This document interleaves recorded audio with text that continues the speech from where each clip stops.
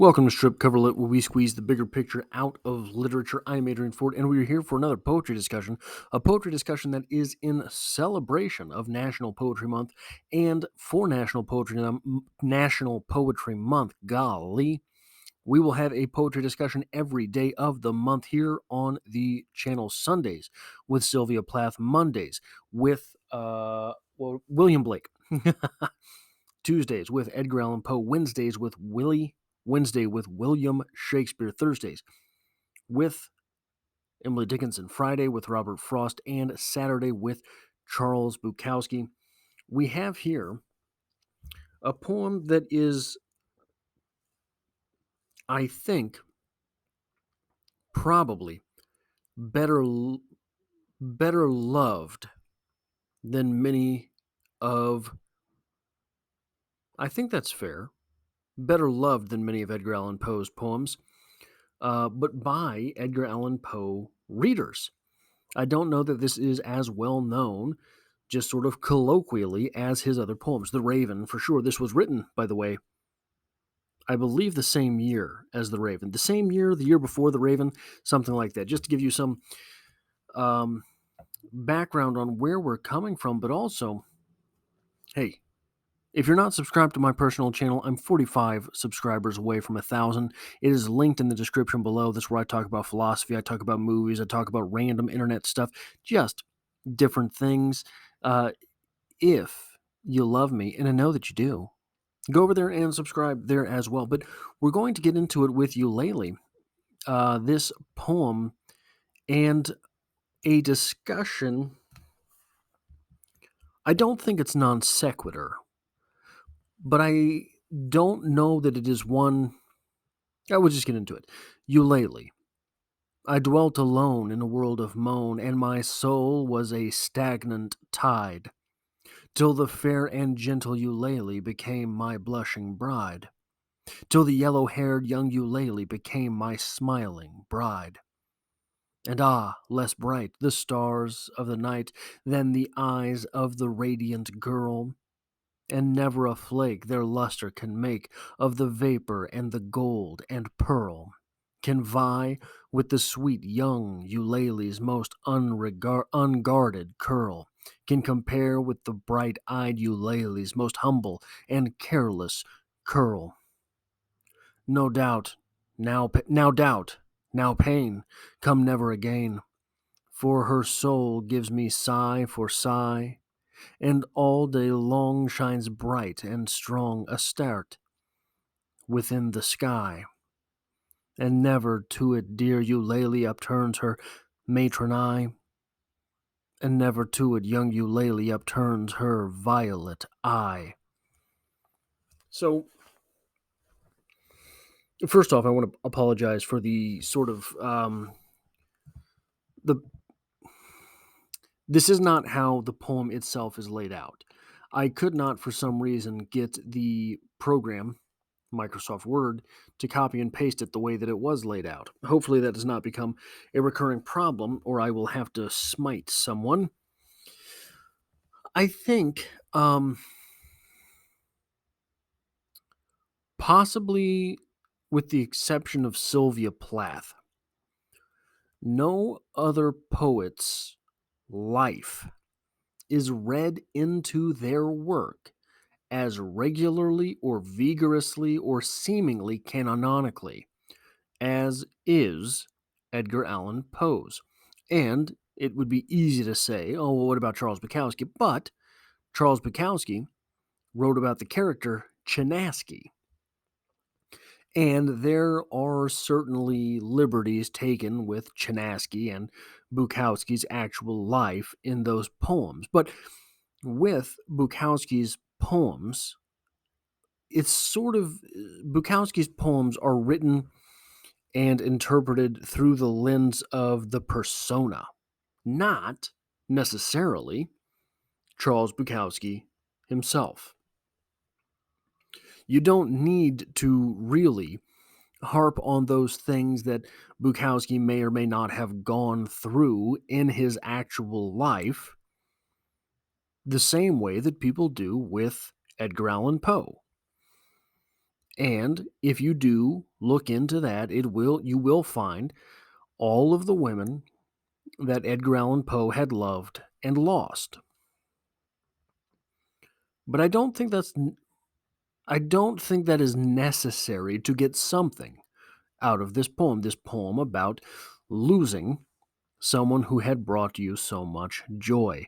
I dwelt alone in a world of moan, and my soul was a stagnant tide until I found Eulalie.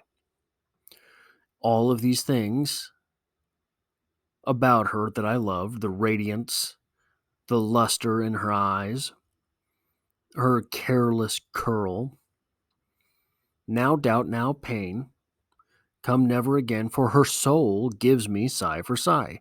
Eulalie is gone. We don't have to know Edgar Allan Poe's biography to understand from the poem that whoever this woman is gone, is dead, has passed. Okay, great. So what do we talk about here? Well, I think one of the maybe more obvious questions or more obvious adages to bring up is the old adage of it is better to have loved and lost than never to have loved at all. This is a cliche, but it's a cliche for a reason. Cliches become cliches because they keep getting used. Why do they keep getting used? Because there seems to be some hint of truth in them. If there was not, they would not stand the test of time. Test of time, another cliche. But again, this poem being one long drawn out, it is better to have loved and lost than never to have loved at all. Okay, great. But now what? What is there worth talking about here? I think it is better to have loved and lost than never to have loved at all is not true. I don't think it is. I think that love oftentimes crushes people, and to love and lose destroys people from time to time. I think the only way that it is better to have loved and lost is if that love had changed you in some way, had brought you back in some way. And again, in this poem, obviously, we get that. I dwelt alone in a world of moan. I did dwell alone. I did exist in that world of misery, and my soul was a stagnant tide. I couldn't even figure out left from right. I couldn't figure out where to go. I couldn't figure out what I was doing in this thing that we call life. I couldn't figure it out until that girl came along. Okay, great. So there was something about Eulalie that our speaker loved and that changed our speaker. So, what can that be if the love has passed, but the joy, the appreciation has not? What can that mean? To our speaker has loved, our speaker has lost, and our speaker is better off for it, regardless of if Eulalie is with him or not. How can that be? To say it's better to love and lose than to have never loved at all is one thing. To say that despite my lover having passed, I couldn't be happier is another thing altogether. What might it be that allows that transformation? What might it be that allows, that necessitates perhaps our speaker, and our speaker is a stand-in for us, steadfastly, always.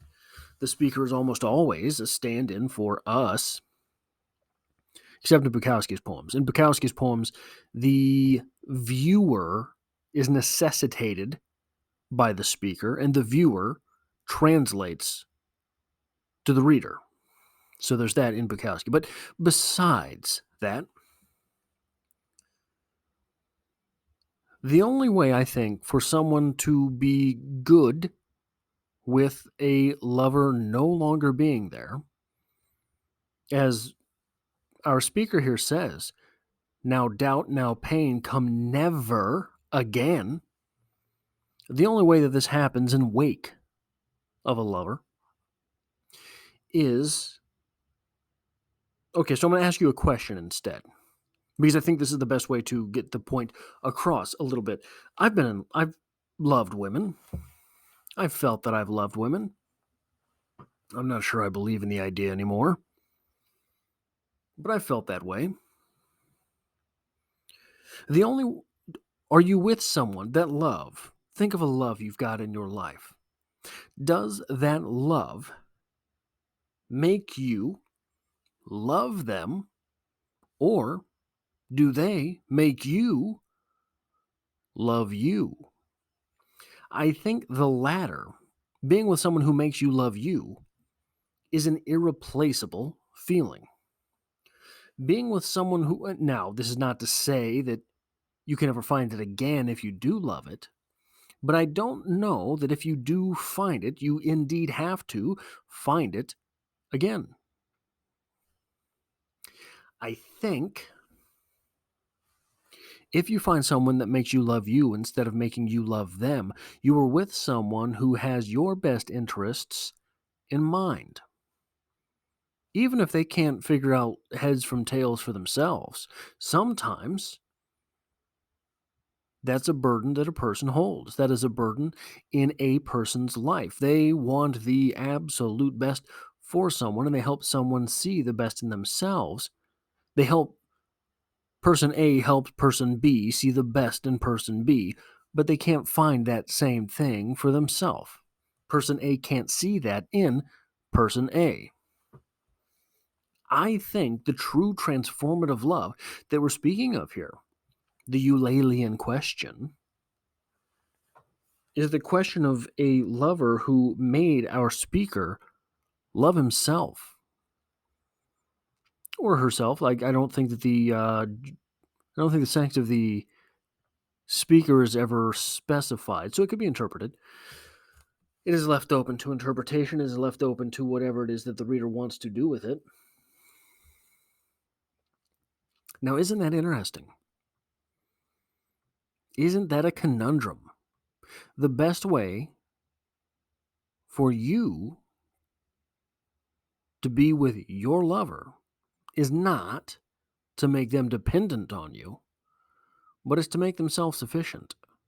The best way to be for a person is the best way to love a person, to make that person find themselves, to make that person love themselves, to make that person all right with themselves. And I think that's exactly what we have in this poem. This Eulalie in question had helped our speaker find and love and be comfortable with our speaker. That type of comfort and confidence changes someone for good and for the good. Our speaker here, having lost their lover, does not bemoan this event. In fact, the second line of the poem states that he was in a world of moan until, meaning he left. He's not going back now. So I think that's what we've got here. This case of a lover making someone love themselves. Yeah, I think it's pretty good. That is all I have for this poetry discussion. I have over 160 poetry discussions in the poetry discussion playlist here on the channel.